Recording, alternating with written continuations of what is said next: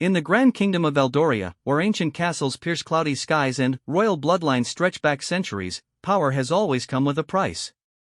But, when Prince Alexander discovers a leather-bound journal hidden in the walls of Ravencrest Palace, he uncovers secrets that could destroy not just his stepmother Queen Isabel, but the very foundation of the monarchy itself. Some truths are buried so deep that even kings fear to dig them up. This is the story of a kingdom on the brink of collapse, a family torn apart by deception, and a young prince who must choose between loyalty and justice. Prince Alexander stood at the towering window of the East Wing, watching the morning mist roll across the emerald gardens of Ravencrest Palace. At 28, he possessed the sharp intelligence of his late mother Queen Victoria and the determined spirit that had made the Eldorian royal family legendary. But, today, something felt different in the ancient halls he had called home his entire life. The discovery had happened 3 days ago, quite by accident. Alexander had been inspecting renovation work in the old library when a loose stone in the wall revealed a hidden compartment. Inside lay a collection of documents that would change everything he thought he knew about his family. Queen Isabel, his stepmother of 15 years, had always been a figure of grace and dignity in the public eye. She had married his father, King Edward, when Alexander was just 13, 2 years after his beloved mother's tragic death in a riding accident. The kingdom had welcomed her warmth and apparent devotion to the royal family. But, the papers Alexander now possessed painted a drastically different picture. The first document was a letter dated just 1 month before his mother's death. Written in Isabel's distinctive handwriting, it detailed a secret meeting with Lord Blackwood, the kingdom's former treasurer who had fled the country years ago under mysterious circumstances. The letter spoke of arrangements and necessary sacrifices for the greater good. But, it was the final line that made Alexander's blood run cold. Once Victoria is gone, the path will be clear. As Alexander read through more documents, a sinister pattern emerged.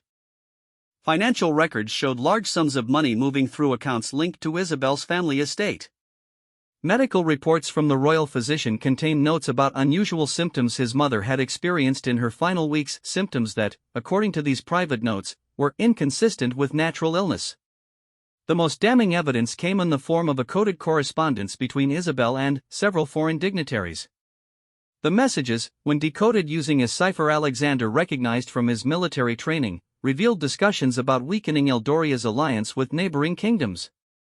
There were mentions of planned incidents that would justify policy changes benefiting Isabel's homeland of Valthera. Alexander's hands trembled as he realized the full scope of what he was reading. His stepmother hadn't just married into the royal family for love or political advantage. She had orchestrated a long-term plan to destabilize Eldoria from within, potentially beginning with his mother's death. The prince spent hours pacing his private chambers, wrestling with the implications.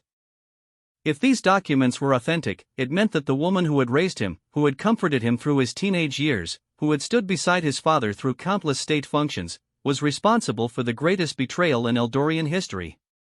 But, Alexander was not one to act on emotion alone. His military service had taught him the importance of verification and careful planning. He began conducting his own discreet investigation, reaching out to trusted contacts in the intelligence services and examining public records from the time of his mother's death. What he found only strengthened his growing conviction. The royal physician who had treated his mother, Dr. Hensley, had died under suspicious circumstances just 6 months after Queen Victoria's funeral. The official cause was listed as a heart attack, but Alexander discovered that Dr. Hensley had been asking questions about certain medications found in the Queen's system. Furthermore, Lord Blackwood's sudden departure from the kingdom coincided perfectly with a series of financial irregularities that had been blamed on clerical errors at the time. Alexander now realized these weren't errors at all, but carefully planned diversions of royal funds to support Isabel's network of conspirators. The evidence was overwhelming, but Alexander faced a terrible dilemma. Exposing Isabel would devastate his father, who genuinely loved his second wife. King Edward had been a broken man after Victoria's death, and Isabel had brought him back from the brink of despair. Could Alexander destroy his father's happiness, even in the name of justice? Moreover, the revelation would rock the kingdom to its core. Eldoria had enjoyed 15 years of relative stability under Isabel's influence. Many of the policies she had championed, while apparently serving foreign interests, had brought prosperity to certain regions. The political upheaval could be catastrophic. As Alexander wrestled with these concerns, he noticed subtle changes in the palace atmosphere. Servants whispered more quietly in the halls. Certain advisors who had once been open and friendly now seemed guarded around him. It was as if an invisible network was watching, waiting, responding to some unknown signal. The breaking point came during a family dinner the following evening.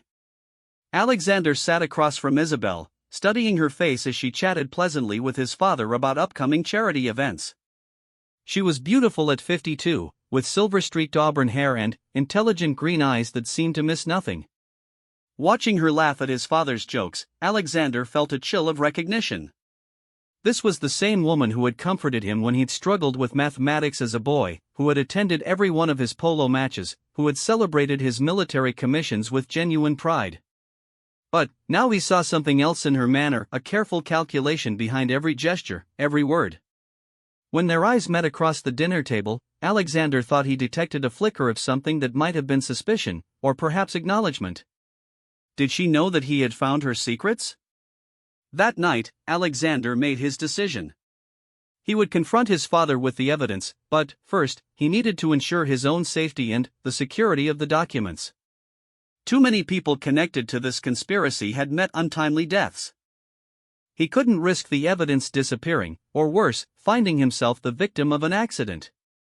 Working through the night, Alexander photographed every document and created multiple copies, storing them in different locations throughout the kingdom. He sent coded messages to 3 trusted allies: his childhood friend Marcus, now serving in the diplomatic corps, his former military commander General Harrison, and his cousin Lady Catherine, who had always been suspicious of Isabel's influence over royal policy. As dawn approached, Alexander prepared for what might be the most difficult conversation of his life. He would tell his father everything, knowing it could destroy the man he loved and respected above all others. But the truth, however painful, had to come to light. The memory of his mother, the security of the kingdom, and the very concept of justice demanded nothing less. Standing once again at the east wing window, watching the sunrise paint the palace walls in shades of gold and crimson, Alexander steeled himself for the confrontation ahead. In a few hours, he would walk into his father's private study and shatter the illusion that had protected King Edward's heart for 15 years. The repercussions would echo through every corner of Ravencrest Palace and beyond, but there was no turning back now. The young prince had uncovered the first threads of a conspiracy that reached far deeper than he yet realized. Queen Isabel's secrets were about to be exposed, but, in doing so, Alexander would set in motion a chain of events that would test not only his family but the very survival of the Eldorian crown. King Edward's private study had always been Alexander's favorite room in the palace. Lined with ancient leather-bound volumes and decorated with portraits of Eldorian monarchs stretching back 3 centuries, it represented everything noble about their family's legacy. But, as Alexander approached the heavy oak doors that morning, each step felt like a march toward an execution. His father was already at his desk, reviewing state documents with the same meticulous attention that had made him one of Eldoria's most respected rulers. At 65, King Edward remained imposing, his silver hair perfectly groomed and his blue eyes sharp with intelligence. The weight of the crown had aged him, particularly after Victoria's death, but Isabel's presence in his life had restored much of his former vigor. Alexander, the king looked up with genuine pleasure. "You're up early. Join me for coffee?" Taking a seat across from his father's desk, Alexander felt the weight of the documents hidden in his jacket. "Father, we need to talk about something serious. Something about Isabel." The king's expression shifted slightly, a wariness creeping into his eyes. "What about your stepmother? I've discovered some documents. Evidence of activities that I believe you need to see." Alexander withdrew the folder, his hands steadier than he felt. "This isn't easy for me to share, but I can't ignore what I've found." For the next hour, Alexander methodically presented his evidence.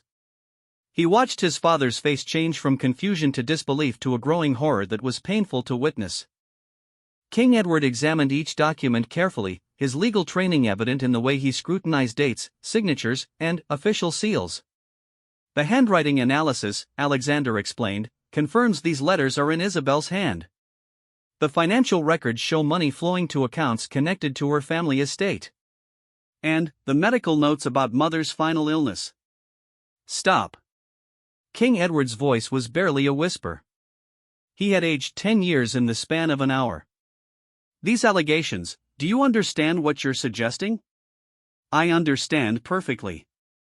I'm saying that Isabel may have been responsible for Mother's death, and that she's been working to undermine our kingdom ever since. The silence stretched between them like a chasm. Outside, Alexander could hear the normal sounds of palace life: servants preparing for the day, guards changing shifts, gardeners tending to the grounds. Everything continued as if the world hadn't just shifted on its axis. King Edward rose and walked to the window, his back to his son. Your mother's death nearly destroyed me, he said quietly. If it weren't for Isabel. I know this is devastating. But we have to face the truth. Do we? The king turned, and Alexander was shocked to see tears in his father's eyes. Do you have any idea what exposing this would do to our kingdom? To our family? To me? Before Alexander could respond, the study door opened and Queen Isabel entered, radiant in a morning dress of deep blue silk. Edward, darling, you missed breakfast. I was worried. She stopped when she saw the documents scattered across the desk and the expressions on both men's faces. For a moment, nobody moved. Then, Isabel's composure shifted almost imperceptibly, revealing something cold and calculating beneath her perfect exterior. So, she said softly, closing the door behind her. You found my insurance policy. The admission hit the room like a physical blow. King Edward sank into his chair as if his legs could no longer support him. Alexander rose, his hand instinctively moving toward the sword he no longer carried in civilian dress. Insurance policy? Alexander's voice was tight with controlled rage. Isabel moved gracefully to the window, gazing out at the garden she had helped design. Did you really think I would enter into an arrangement like this without protecting myself? Those documents were always meant to be found, eventually. They're incomplete, carefully crafted to tell just enough of the story to serve my purposes. You're admitting to Mother's murder, Alexander said, his voice barely controlled. I'm admitting to removing an obstacle, Isabel replied without turning around. Victoria was going to discover the financial irregularities. She was asking too many questions about my background, my family's connections. She had to be silenced. King Edward made a sound like a wounded animal.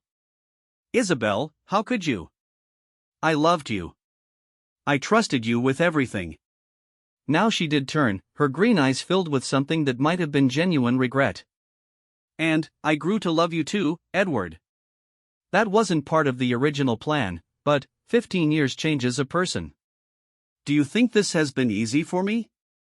Living with the guilt, watching you mourn a woman I killed, comforting you through grief I caused? Then, why? Alexander demanded. Why continue the charade?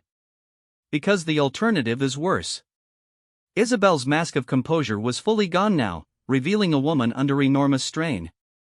You think I'm the architect of this conspiracy? I'm merely a player, Alexander. A very important player, but not the mastermind. She moved to the desk and touched one of the documents. My homeland of Valthera has been planning this operation for 20 years. The goal isn't just to destabilize Eldoria, it's to create a power vacuum that allows them to expand their territory without interference from the allied kingdoms. You're talking about conquest, King Edward said, his voice hollow. I'm talking about survival, Isabel countered. Valthera faces economic collapse within 5 years without expansion. They will invade whether I help them or not. My mission was to ensure that when they do, Eldoria would be too weakened to mount effective resistance. Alexander felt sick as the full scope of the betrayal became clear. The trade agreements you championed, the military reduction policies, the diplomatic isolation from our traditional allies. All carefully designed to leave Eldoria vulnerable when the time comes. Isabel nodded. But, here's what your precious documents don't tell you: I've been sabotaging my own mission for the past 5 years. Both men stared at her in shock. I fell in love with this kingdom, with this family, with your father. I began feeding false information back to Valthera, delaying their timeline, strengthening Eldoria's defenses in subtle ways they couldn't detect. Isabel's voice grew passionate. I thought I could protect you all while satisfying my handlers enough to keep them from sending someone to replace me. Replace you? Alexander asked. My sister Elena. She makes me look like a saint by comparison. Isabel's laugh was bitter. Elena has been training for this assignment her entire life. She's younger, more beautiful, more ruthless, and completely without conscience. If I'm exposed and removed, she'll be inserted as my replacement within months. King Edward looked up with haunted eyes. What are you saying? I'm saying that exposing me will doom this kingdom more surely than protecting me ever could. Isabel returned to the window. Elena won't spend 15 years gradually weakening your defenses. She'll orchestrate a catastrophic event within her first year, something that will justify an immediate Veltha invasion under the guise of humanitarian intervention. The room fell silent as the implications sank in. Alexander felt trapped between impossible choices. Allow a murderer to continue her charade to protect the kingdom, or expose her and, potentially ensure its destruction. There's another problem, Isabel continued. The documents Alexander found were planted by my sister's agents. Elena has been building a case against me for months, preparing to have me eliminated and replaced. She knows about my divided loyalties. You're saying this is a trap? Alexander demanded. I'm saying that Elena is already in the kingdom, probably in this very palace. She's been watching, waiting for the right moment to spring her trap. By finding those documents, Alexander, you may have played directly into her hands. As if summoned by her words, a soft knock came at the study door. Alexander and his father exchanged glances as Isabel's face went pale. Your Majesty, came a voice from outside. There's a messenger here from the Valtha embassy. She says it's urgent and regards Queen Isabel. The trap was closing, and they were all caught in its jaws. The messenger from the Valtha embassy was a striking woman in her mid-20s with raven-black hair and the same piercing green eyes as Isabel. She carried herself with the confidence of someone accustomed to authority, despite her supposedly subordinate role. As she was escorted into the throne room, Alexander felt a chill of recognition even before formal introductions were made. Your Majesties, the woman said with a perfect curtsy, I am Elena Morgenstern, cultural attaché to the Valtha embassy. I come bearing urgent news regarding certain security concerns that have come to our government's attention. Isabel stood frozen beside the throne, her face a mask of controlled terror. King Edward, still reeling from the morning's revelations, struggled to maintain his composure as Elena's eyes swept the room with calculating precision. What concerns? King Edward managed to ask. It pains me to report this, Your Majesty, but we have received credible intelligence that there may be a traitor operating within your very household. Elena's voice carried just the right note of sympathetic concern. Someone in a position of significant trust who has been compromising state secrets. Alexander stepped forward. That's a serious accusation. What evidence supports this claim? Elena smiled, and Alexander was struck by how similar yet different she was from Isabel. Where his stepmother had learned to project warmth and genuine affection over the years, this woman radiated a cold efficiency that never quite reached her eyes. The evidence is quite comprehensive, Your Highness.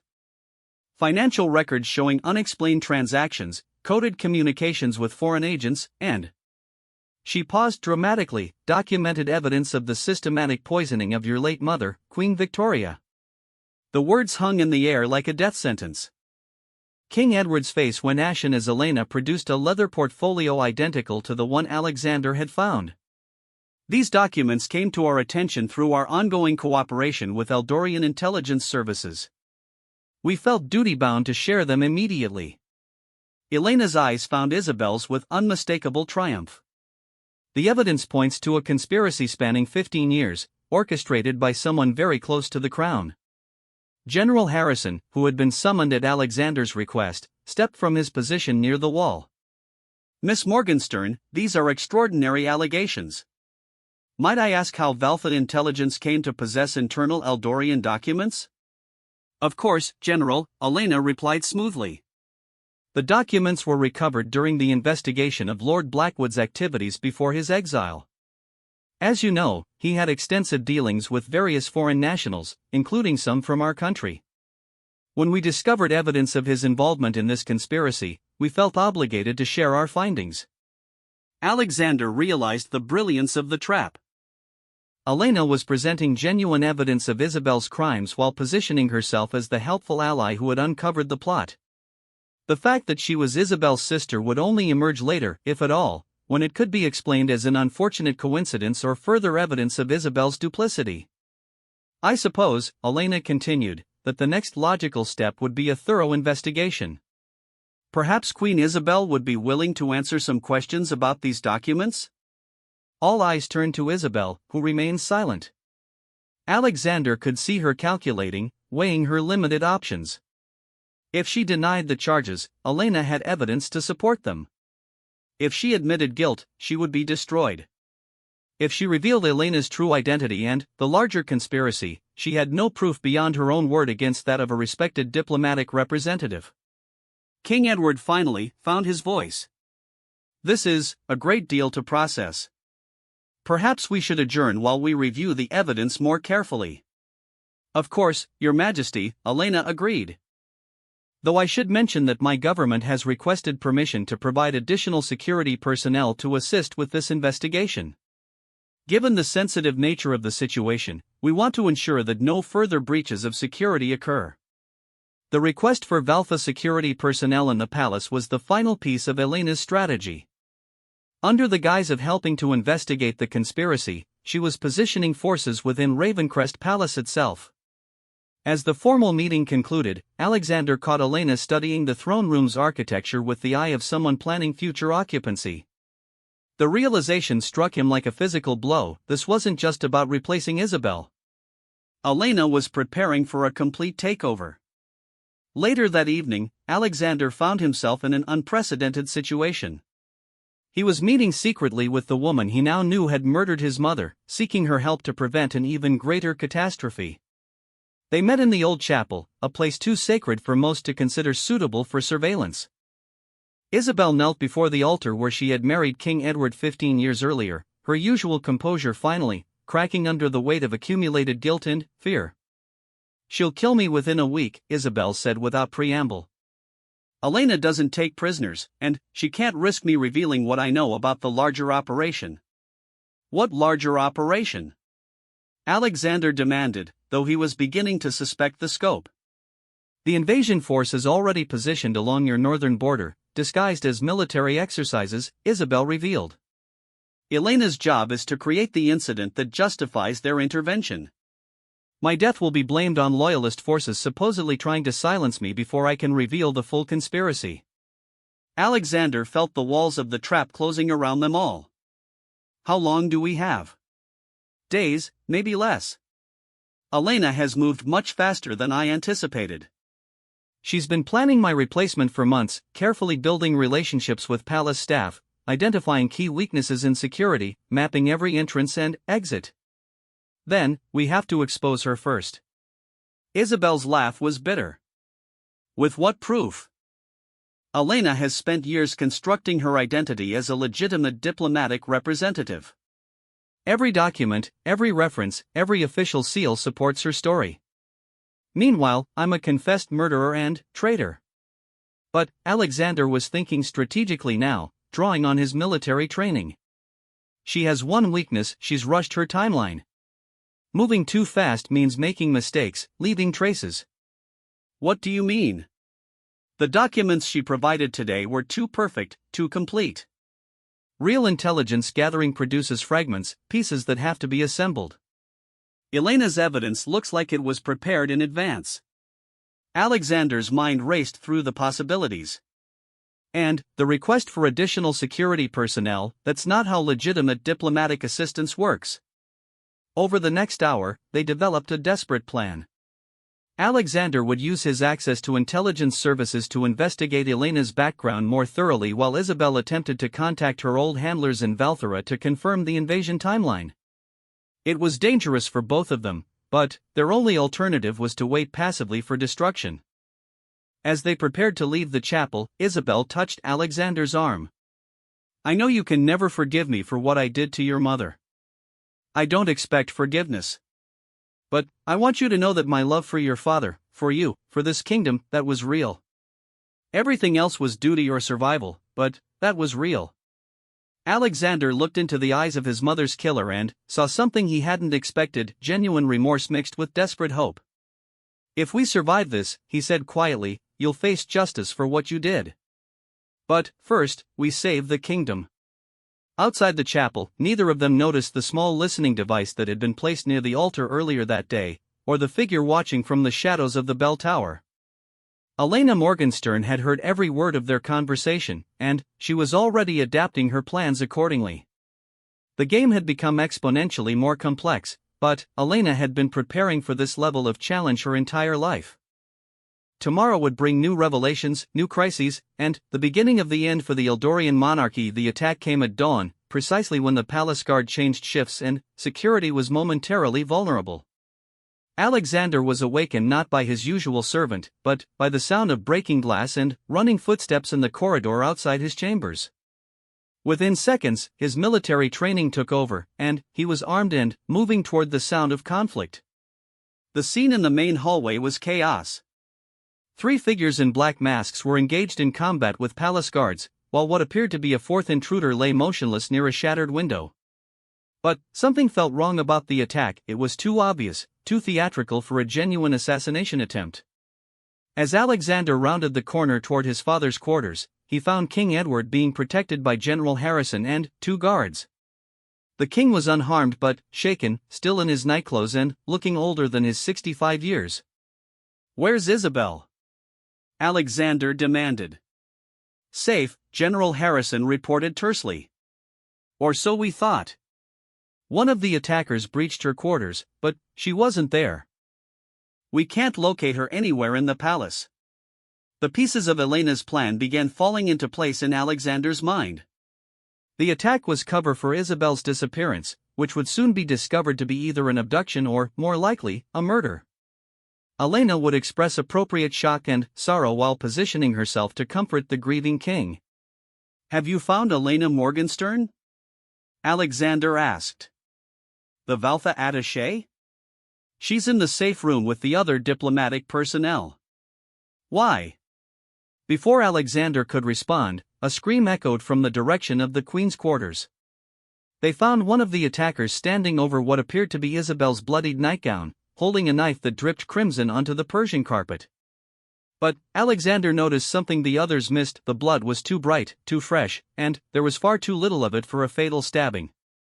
Moreover, the attacker's stance was wrong for someone who had just committed murder.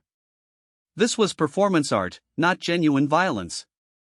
The attacker was subdued quickly, and, when his mask was removed, he proved to be a man none of them recognized, clearly a foreign agent, but carrying identification suggesting he was part of a radical Eldorian separatist group. Another piece of Elena's carefully constructed narrative. "Your Majesty," came Elena's voice from the doorway, her face a perfect mask of shock and concern. "Is everyone safe? I heard about the attack and came as soon as the guards cleared our wing." She was dressed impeccably despite the early hour, her hair perfectly styled and her makeup flawless. Alexander realized she had been awakened, prepared long before the attack began. "Queen Isabel is missing," King Edward said, his voice hollow. "There's blood." Elena moved to comfort him with exactly the right balance of sympathy and propriety. "We'll find her, Your Majesty. My government has offered additional security resources. Perhaps now would be an appropriate time to accept that assistance?" The speed of her response confirmed Alexander's suspicions. Elena had orchestrated the entire incident to create the crisis that would justify bringing Valtha forces into the palace. Once inside, they would be perfectly positioned for the final stage of the operation. But Alexander had spent the night implementing his own plans. His secret investigation into Elena's background had yielded disturbing results. The woman claiming to be a cultural attaché had entered the country on diplomatic credentials that contained subtle forgeries so sophisticated they had fooled standard security checks but couldn't withstand the detailed analysis Alexander had requested from his intelligence contacts. Moreover, the timing of her arrival in Eldoria corresponded exactly with several other suspicious events: the sudden death of a border guard who had reported unusual military movements, the accidental poisoning of an intelligence analyst who had been investigating Veltha activities, and the disappearance of Lord Blackwood's former assistant, who had been living quietly in exile until 3 weeks ago. Alexander had also discovered something Elena didn't know: he knew Isabel was still alive. The Queen had contacted him through a pre-arranged signal system they had developed the night before. She was hiding in a location known only to them, waiting for Alexander to spring his own trap. As the palace buzzed with activity responding to the attack, Alexander played his role as the concerned stepson. He insisted on personally reviewing security arrangements, giving him access to communication systems and the ability to coordinate with his allies outside the palace. The first part of his plan involved General Harrison, who had been quietly positioning loyal troops around the palace perimeter under the guise of increased security. The second part required his cousin Lady Catherine, who was using her connections in the diplomatic corps to investigate the Veltha embassy's recent activities. But the most crucial element was a gamble that could either save the kingdom or destroy them all. Alexander was counting on Elena's arrogance and her need to maintain her cover story even as she moved toward her final objectives. At noon, as the palace still reeled from the morning's events, Alexander requested a private meeting with Elena. They met in the same study where he had confronted his father about Isabel's crimes just 2 days earlier. "Miss Morgenstern," Alexander began formally, "I wanted to thank you personally for your government's assistance during this crisis." "Of course, Your Highness. These are dangerous times, and Valthera values its friendship with Eldoria." Alexander watched her carefully as he continued. "I've been thinking about the documents you brought yesterday. The evidence against Queen Isabel was quite comprehensive." "Regrettably so," Elena agreed, settling into her role as the helpful ally. "Almost too comprehensive," Alexander continued. "The kind of evidence that takes months or even years to compile. Yet you presented it within hours of arriving in our kingdom." For the first time, Elena's composure flickered slightly. "Our intelligence services are quite thorough, Your Highness." "I'm sure they are." Alexander moved to his father's desk and withdrew a folder. "Thorough enough to forge diplomatic credentials, create false backgrounds, and coordinate the timing of multiple assassinations across 2 kingdoms." Now Elena's mask began to slip entirely. The helpful attaché was replaced by someone much more dangerous. "I'm afraid I don't understand what you're suggesting." "I'm suggesting that you're not Elena Morgenstern, cultural attaché," Alexander said quietly. "You're Elena Morgenstern, Veltha intelligence operative, sister to Queen Isabel, and advance agent for an invasion force that's probably already crossing our borders." The silence that followed was electric with tension. Elena's hand moved almost imperceptibly toward her purse, where Alexander was certain she carried weapons. "Furthermore," Alexander continued, "I'm suggesting that the attack this morning was theater designed to justify bringing Veltha military personnel into this palace. Personnel who would then be perfectly positioned to eliminate key members of the royal family and government when your invasion begins." Elena's transformation was complete now. Gone was any pretense of diplomatic courtesy. "You're more perceptive than your stepmother gave you credit for," she said coldly.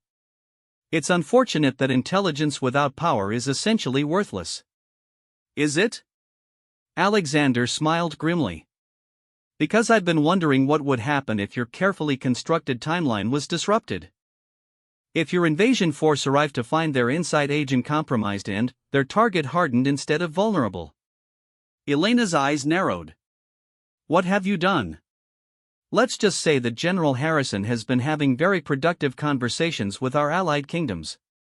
And Lady Catherine has been sharing your real background with several very interested intelligence services." Alexander moved toward the door. "Oh, and Elena? Your sister is very much alive and quite eager to discuss your arrival in Eldoria with our security services." As Alexander reached for the door handle, Elena's hand emerged from her purse holding a small but lethal-looking pistol. "I'm afraid I can't allow you to leave this room, Your Highness." But Alexander had been expecting this moment. His hand was already on the hidden alarm that would bring guards running, while his military training had positioned him to move quickly toward cover when the situation escalated. The final confrontation was about to begin, and the fate of two kingdoms hung in the balance. Part 5. The gunshot echoed through the palace corridors like a thunderclap, but it wasn't Alexander who fell. Elena Morgenstern stood frozen, her weapon still raised, staring at the smoking pistol in Queen Isabel's hand. The Valtha operative clutched her shoulder where Isabel's bullet had found its mark, her own gun clattering to the study floor. "Hello, sister," Isabel said quietly, stepping fully into the room. "Did you really think I would make it this easy for you?" Elena's face contorted with rage and pain. "You were always too sentimental, Isabel. Too weak for this work." Perhaps, Isabel agreed, keeping her weapon trained on her wounded sister. But weakness has its advantages. It allows you to see the value in things beyond power and conquest. Alexander moved quickly to secure Elena's weapon while guards poured into the room in response to the alarm. General Harrison was among them, his face grim with the knowledge of larger events unfolding beyond the palace walls. "Report," Alexander commanded. "Your plan worked, Your Highness," Harrison said. The Valtha invasion force moved prematurely when they lost contact with their inside agent. Our allied forces were waiting for them at the Thornfield Pass. The invasion has been repelled, though fighting continues. Elena laughed bitterly despite her wound. "You think stopping one invasion ends this? Valthera will try again. And again. And, next time, they won't rely on subtle infiltration." "Maybe," Alexander acknowledged.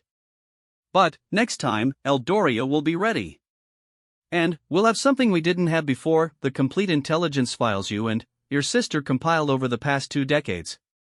The color drained from Elena's face as she realized the implications.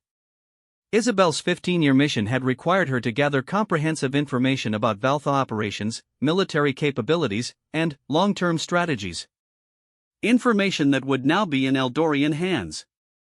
Moreover, Alexander continued, "I suspect Valthera's government will be very interested to learn that their prized intelligence operative has been systematically sabotaging their operations for the past 5 years. That should create some interesting political dynamics in your homeland."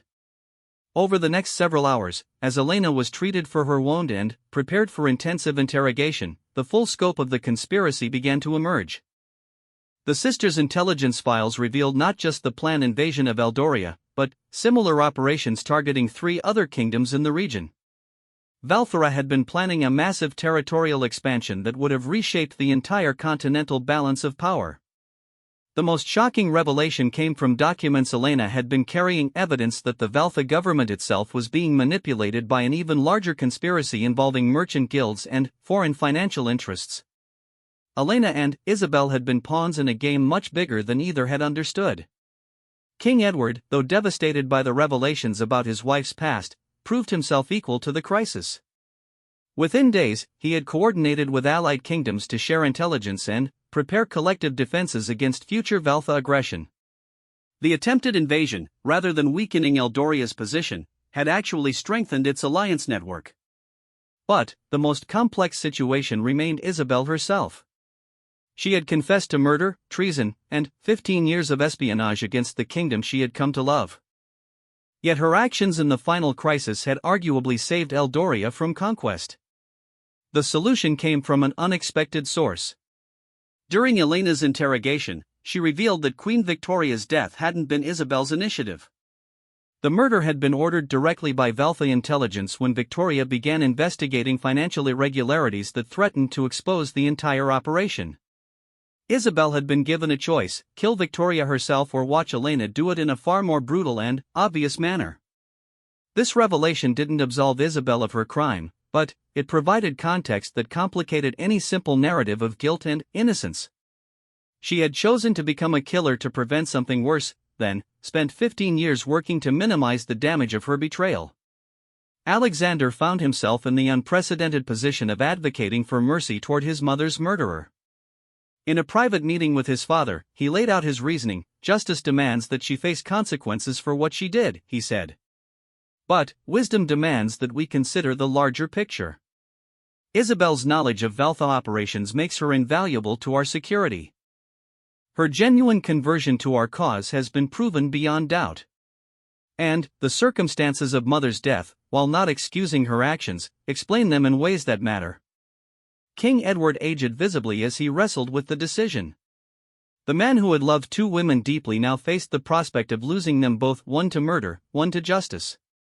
The solution they ultimately reached was unprecedented in Eldorian law.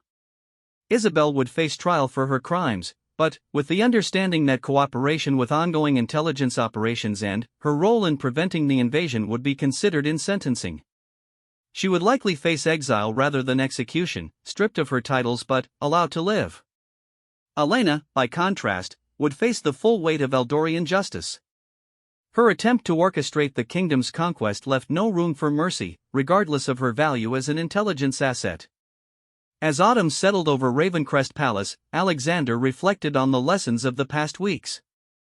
The conspiracy had revealed how vulnerable even ancient institutions could be to patient, well-planned attacks. But it had also demonstrated the strength that came from loyalty, truth, and the willingness to make difficult sacrifices for principles larger than oneself. Isabel's trial became a sensation throughout the kingdom, with citizens struggling to reconcile their image of the beloved queen with the reality of her crimes. The verdict, when it came, satisfied no one completely but reflected the complex reality of her situation: guilty of murder and treason, sentenced to permanent exile, with the understanding that her cooperation had prevented a greater catastrophe. On the day of her departure, Isabel met privately with Alexander one final time. She wore simple traveling clothes rather than royal regalia, looking more like the intelligence operative she had always been than the queen she had played for 15 years. "I know you'll never forgive me," she said quietly. "I wouldn't forgive me either. But I want you to know that loving your family, loving this kingdom, that was the best thing I ever did. It made me human again." Alexander nodded, still wrestling with emotions too complex for easy resolution. "Where will you go?" "Somewhere I can do some good with the knowledge I have. There are other conspiracies, other threats to innocent people. Perhaps I can prevent some of them." As her carriage disappeared down the long drive leading away from Ravencrest Palace, Alexander felt a chapter of his life closing. The woman who had been both mother figure and greatest enemy was gone, leaving behind a legacy of love and betrayal too intertwined to separate cleanly. King Edward never remarried, though he lived many years longer and proved to be one of Eldoria's most effective rulers. The intelligence networks established in response to the Valtha threat made the kingdom more secure than it had been in generations. And Prince Alexander, shaped by his confrontation with impossible choices and moral complexity, eventually became a king known for both justice and mercy, understanding that true wisdom often lay in the difficult space between them.